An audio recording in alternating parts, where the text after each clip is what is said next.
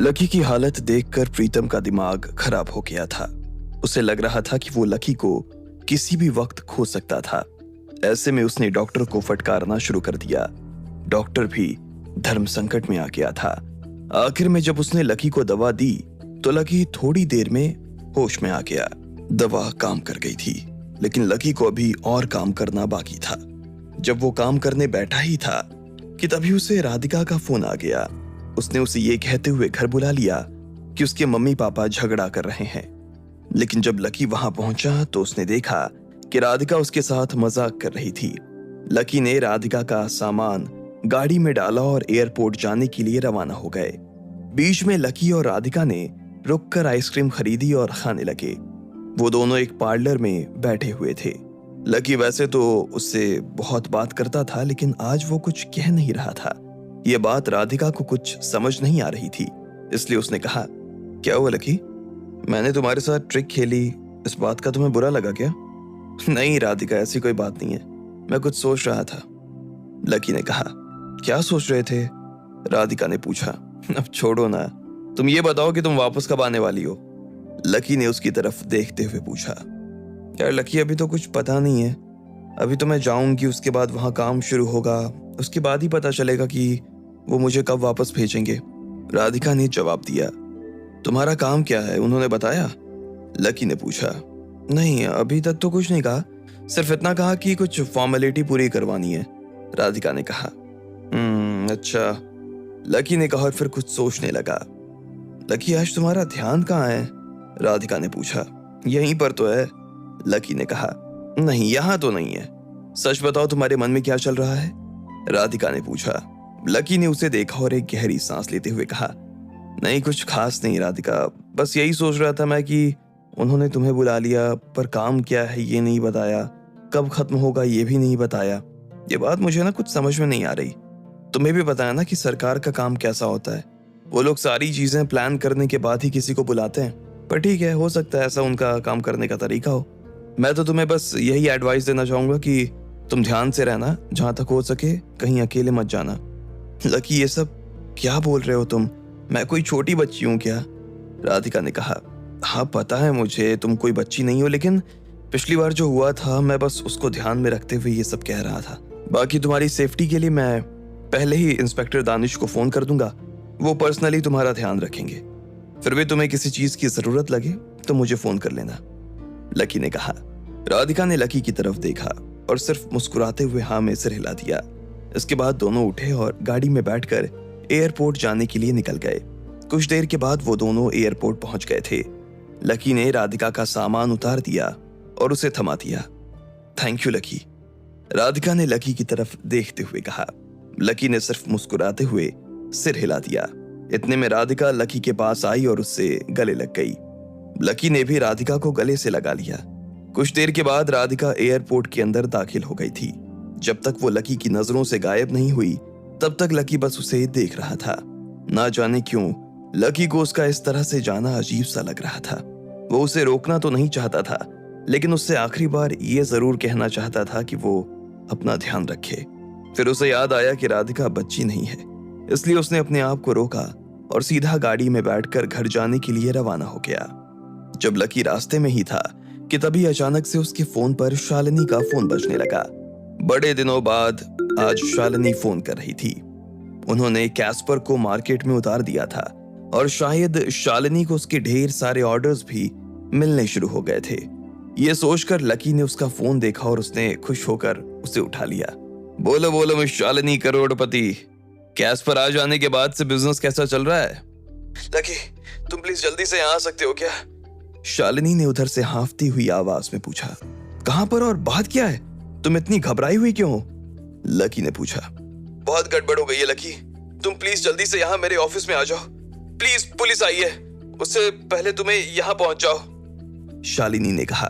Lucky उसके मुंह से इस तरह की बात सुनकर हैरान हो गया। उसने तुरंत अपनी गाड़ी घर की तरफ ली और वहां पहुंचते ही हेलीकॉप्टर में बैठकर पटना जाने के लिए रवाना हो गया।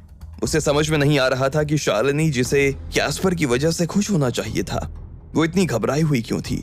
आखिर ऐसा क्या हो गया था जिसकी वजह से वो पुलिस से डरी हुई थी। लकी ने सोचा कि वो फिर से शालिनी को फोन करके सारा मामला सुने। लेकिन उसने अपने आप को रोक लिया। कुछ देर के बाद वो पटना पहुंच चुका था और जैसे ही वो उतरा, सबसे पहले उसे शिवेंद्र का फोन आया। लकी जी, मैं शिवेंद्र बात कर रहा हूँ, एक बहुत बड़ी गड़बड़ हो गई है, शिवेंद्र ने कहा और लकी को सारी बात बता दी। लकी ने जब पूरा मामला सुना तो वो तो हैरान हो गया। शिवेंद्र ने उससे जो कुछ कहा था उस बात पर लकी सपने में भी विश्वास नहीं कर पा रहा था। लकी जी, इस वजह से अब हमें शालिनी जी को गिरफ्तार करना पड़ेगा और आपके खिलाफ अगर कोई एफआईआर हुई तो हमें आपको भी। एक काम कीजिए, आप सीधा हॉस्पिटल पहुंचिए, मैं खुद शालिनी को लेकर वहां पहुंचता हूं, लकी ने कहा। इसके बाद उसने अपने लिए ऑफिस से वहां एक गाड़ी मंगवाई और सीधा शालिनी के ऑफिस जाने के लिए रवाना हो गया। कुछ देर के बाद जब उसकी गाड़ी शालिनी के ऑफिस के बाहर पहुंची तो उसने देखा कि उसके ऑफिस के बाहर ढेर सारी भीड़ जमा हुई पड़ी थी। वहां पर बहुत सारे लोग खड़े थे और वो शालिनी के खिलाफ नारेबाजी किए जा रहे थे। कुछ लोगों ने तो हाथ में पत्थर भी उठा रखे थे और वो शालिनी के ऑफिस की तरफ उन्हें फेंकते जा रहे थे। लकी को जब लगा कि वो सामने से ऑफिस में नहीं घुस सकता था तो वो पीछे से अंदर चला गया। बड़ी मुश्किल से वो शालिनी के ऑफिस में पहुंचा। उसने उसके ऑफिस का दरवाजा खोला और बोला, शालिनी। ये सुनते ही शालिनी को हिचकी सी आ गई। उसे ऐसा लग रहा था जैसे उसकी सांस उसके गले में ही अटक गई थी। वो लकी को देखने से पहले ही घबरा गई और टेबल के नीचे छुपकर बैठ गई। इतने में लकी अंदर गया और बोला, घबराओ मत, मैं लकी हूं। लकी ने जैसे ही ये कहा कि इतने में शालिनी ऊपर उठकर लकी की तरफ देखने लगी। लकी को देखते ही उसकी जान में जान आ गई थी। वो तुरंत अपनी जगह से खड़ी हुई और भागकर लकी से गले मिल गई। लकी, बहुत बड़ी गड़बड़ हो गई है, सच में बहुत बड़ी गड़बड़ हो गई है। मुझे पता नहीं था कि ऐसा कुछ, बाहर लोग हमारी जान ले लेंगे लकी, पुलिस हमें छोड़ेगी नहीं, शालिनी ने कहा। शांत हो जाओ, शांत हो जाओ, प्लीज शांत हो जाओ, मेरे पास सारी खबर आ चुकी है, पुलिस यहाँ नहीं आने वाली है, तुम्हें चिंता करने की जरूरत नहीं है, हम हॉस्पिटल चलते हैं और सारा मामला सुलझा लेते हैं, लकी ने कहा। नहीं नहीं लकी, मैं हॉस्पिटल नहीं चलूंगी, प्लीज तुम मुझे मेरे घर छोड़ दो, शालिनी ने कहा। अरे मेरी बात मानो शालिनी, मैं हूं ना, मैंने आज तक तुम्हें कुछ होने नहीं दिया है, तो मैं आगे भी तुम्हें कुछ नहीं होने दूंगा, प्रॉमिस, लकी ने कहा। शालिनी उसकी बात सुनकर थोड़ा शांत हो गई थी, लेकिन उसके दिल की धड़कन अभी भी काफी तेजी से चल रही थी। लकी ने उसका हाथ पकड़ा और वो जिस रास्ते से ऑफिस के अंदर आया था उसी रास्ते से शालिनी को लेकर वहां से बाहर निकल गया। वो दोनों आहिस्ता आहिस्ता नीचे आ गए और गाड़ी में बैठने के बाद वहां से रवाना हो गए। कुछ देर के बाद ही वो लोग हॉस्पिटल पहुंच गए थे। ये वही हॉस्पिटल था जो मोनिका ने लकी के नाम पर कर दिया था। जब लकी की गाड़ी हॉस्पिटल के बाहर आई तो उसने देखा कि शालिनी के ऑफिस के बाहर जितनी भीड़ थी उससे 3 गुना ज्यादा भीड़ हॉस्पिटल के बाहर जमा हुई पड़ी थी। शालिनी शुक्ला, हाय हाय, लकी अग्रवाल, हाय हाय, अग्रवाल कंपनी मुर्दाबाद। लोग इस तरह के नारे लगाए जा रहे थे।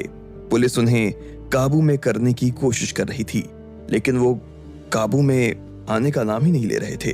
उनके नारे और भी उग्र होते जा रहे थे। ना सिर्फ शालिनी बल्कि लकी भी ये सब देखकर घबरा गया था।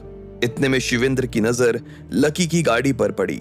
उसने अपने बाकी साथियों से भीड़ का ध्यान भटकाए रखने के लिए कहा और फिर खुद लकी के पास आकर बोला, आप यहां से अंदर नहीं जा पाओगे, आपको पीछे के रास्ते से आना पड़ेगा, मैंने वो रास्ता क्लियर करवा रखा है, आप जल्द से जल्द वहां पहुंच जाइए।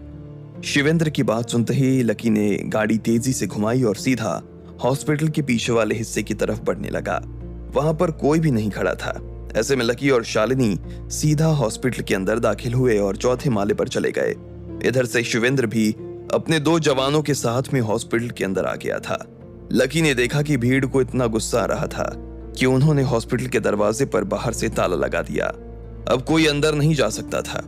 इतने में ढेर सारे डॉक्टर्स और नर्सिंग स्टाफ वहां पर आकर खड़े हो गए और लकी के सामने अपनी चिंता जाहिर करने लगे। लकी सर गजब हो गया, कैस्पर का इस्तेमाल करने पर हमें ऐसा नतीजा मिलेगा हमने कभी सोचा भी नहीं था। हाँ सर, अभी तक तो बहुत अच्छे रिजल्ट्स हमें मिल रहे थे, लेकिन पता नहीं इस पेशेंट के साथ ऐसा क्या हुआ।